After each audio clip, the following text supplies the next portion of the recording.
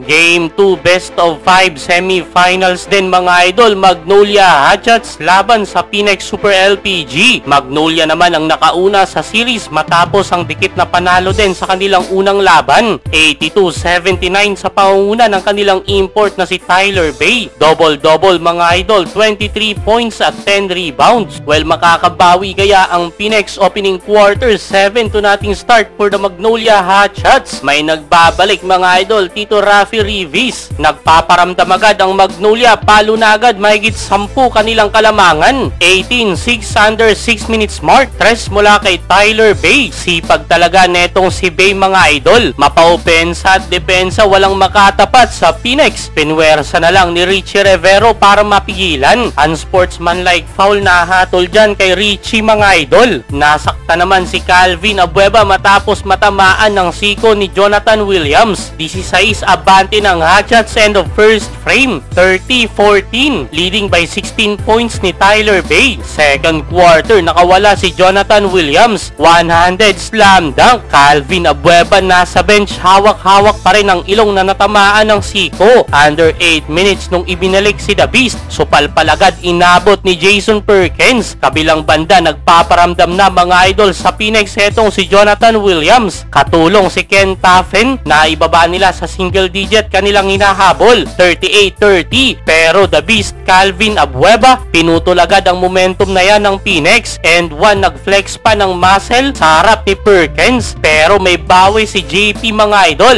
Back to back jumper, 43-34 end of first half. Pagpasok ng third quarter, maagang napatimeout ang Magnolia. Tres mula kay Jason Perkins, 43-37. Nagpatuloy pa ang momentum na yan ng Phoenix. 10 to nating run mga idol, isa na lang lamang ng Magnolia, 53-52 under 3 minutes mark. Nagkasukatan sina Richie Rivero at Calvin Abueva. Charging foul na tawag kay Richie mga idol, inasar tuloy siya dyan ni Calvin. Nakatabla ang Phoenix, pero dahil sa layup na to ni Gio Halalon, abante dalawa ang Magnolia, 62-60 end of third frame. Fourth quarter, sanib puwersang binuwat nila Jonathan Williams at Jason Perkins ang Phoenix Super LPG. Lumamang na ang Phoenix mga idol, 74-71 under 4 minutes mark. Si Perkins naman nang aasar kay Calvin Abueva. Intense na naging laban, James Laput to the rescue. And one mga idol, sundan niya ni Tyler Bay. Balik sa Magnolia ang kalamangan. At angas ng tondo, Poli tuluyang pinatahimik ang Phoenix. Clutch 3-pointer, ang layo mga